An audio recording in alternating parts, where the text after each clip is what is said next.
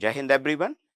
In the lecture series of subject Fundamentals of Mechanical Engineering based on university asked questions, previously asked questions. So, already I recorded one lecture. This is the second lecture which I am recording today. So, the content which I covered in the first lecture, that is the Hooke's law, principle of superposition, define the Young's modulus, bulk modulus and Poisson's ratio. These are the questions asked. I mentioned the year also. Okay. Principle of force transmissibility. Okay. So, these things I already discussed. Today, I am starting my lecture from the Poisson's ratio, because last time I covered in my lecture that the Poisson's ratio, which is mentioned here also. So, in this question I covered Poisson's ratio. So, again the similar kind of question has been asked in the 7-mark question in 2023 and 24. Define the term Poisson's ratio and calculate Poisson's ratio for perfectly incompressible linear elastic material. Okay. So, that is what the question is. Okay. So, now I am coming to the point what basically the Poisson's ratio is. So, Poisson's ratio, okay, we all know that I already discussed in my previous lecture. Again I am repeating the same thing. Poisson's ratio is the ratio of lateral strain to longitudinal strain for a material within the elastic limit is known as Poisson's ratio. I am repeating again, within the elastic limit, if I say that I am having this particular material, okay. So, suppose this particular material is subjected to stresses on different phases of it.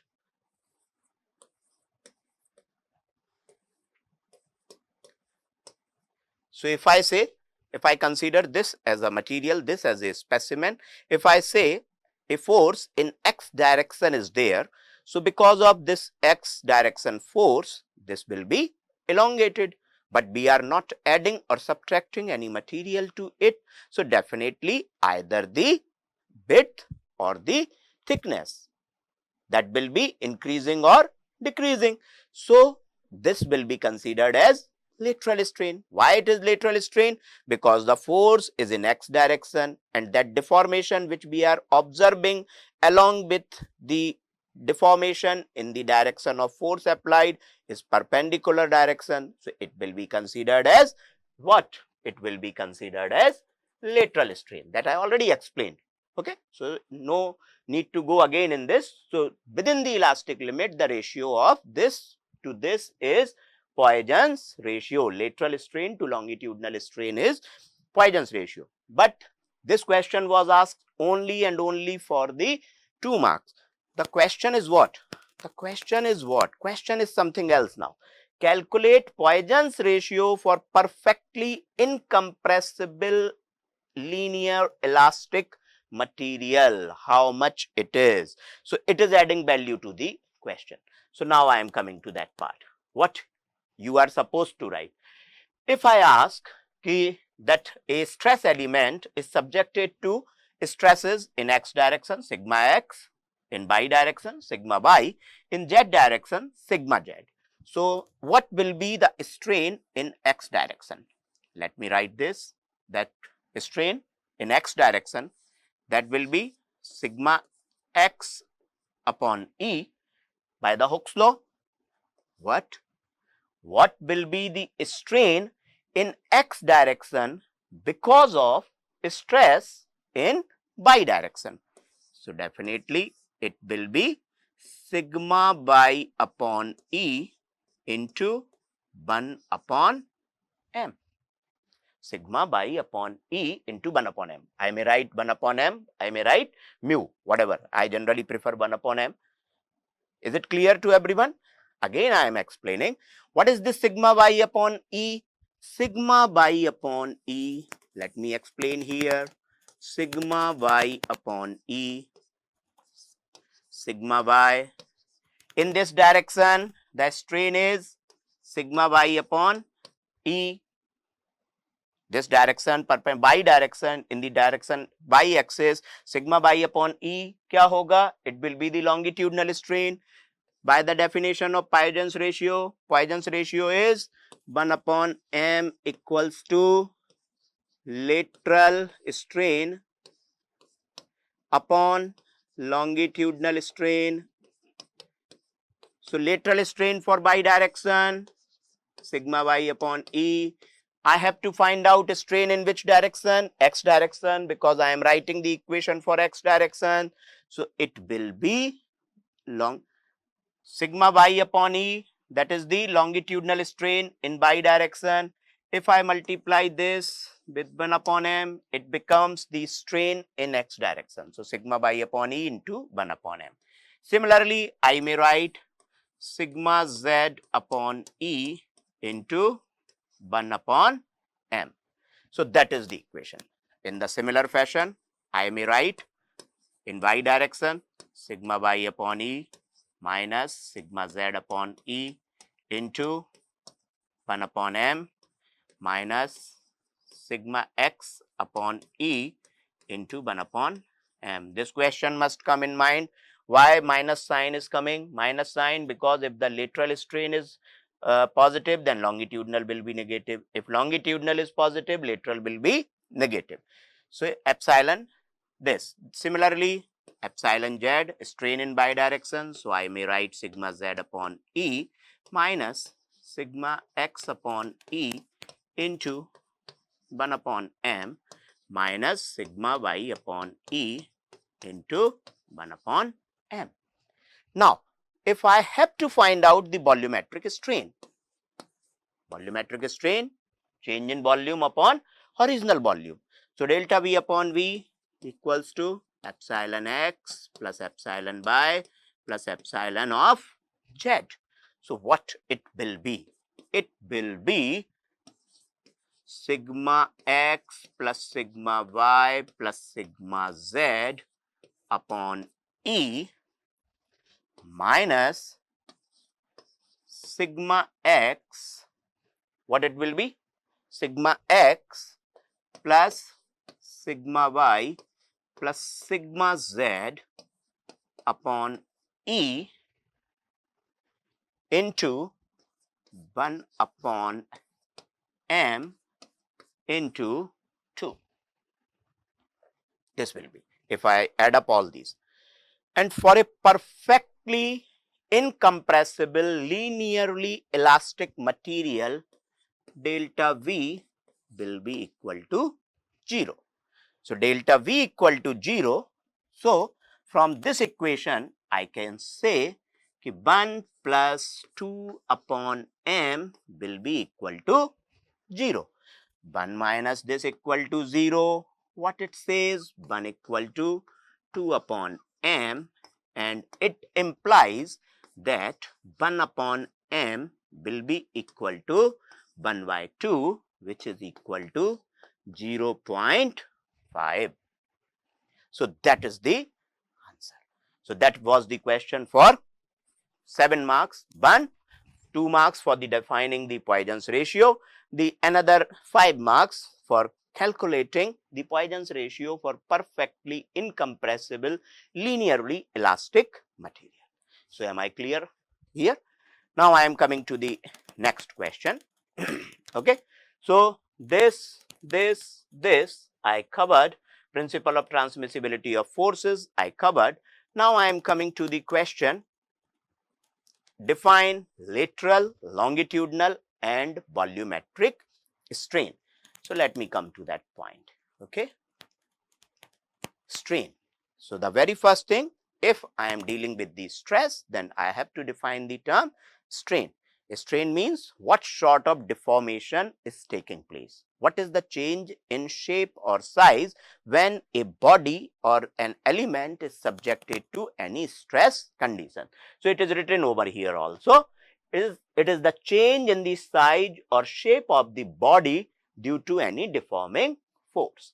So, change in dimension upon original dimension. That's what we are knowing. Strain is the dimensionless quantity. It has no unit. Now, the question is not this, ki write strain, but we are starting our question answering from the strain. Now, what are the types of strain? What are the different forms of deformation which may take place with any stress element? So, first one, that is the longitudinal strain. It is asked in the question. Second one, that is the volumetric strain. Third one, that is the shearing strain. So, if any stress element, any body which is subjected to any deforming force, either tensile or compressive, and because of this, it is observed that the length either increasing or decreasing. So, let's take an element, initial dimension, original dimension L, and after deformation of delta L, its dimension becomes L plus delta L. So, what will be the longitudinal strain? Longitudinal strain, that is the ratio. As earlier we have defined, what is strain? Change in dimension. So, which dimension we are considering here? Longitudinal direction.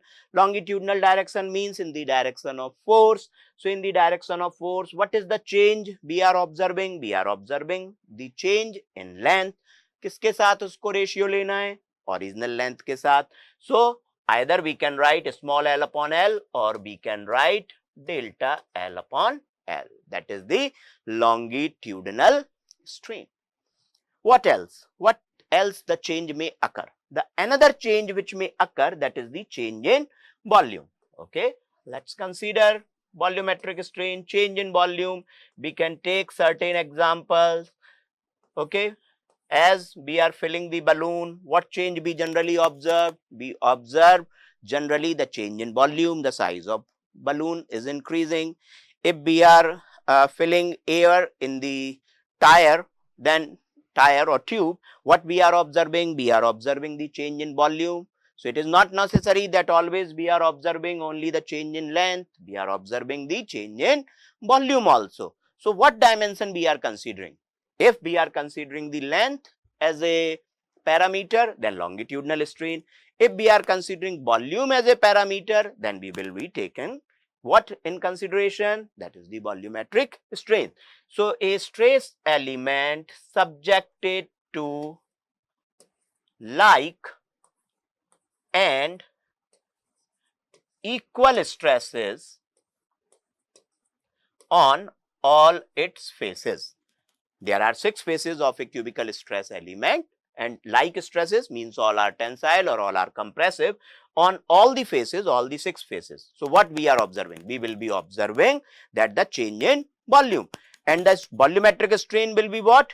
Volumetric strain will be the ratio of change in volume to original volume. So, draw the diagram, find out delta V and V. So, delta V upon V we can write as a what it is? It is the change in volume delta V, original volume के साथ उसका ratio लिया. So, that becomes delta V upon V, volumetric strain.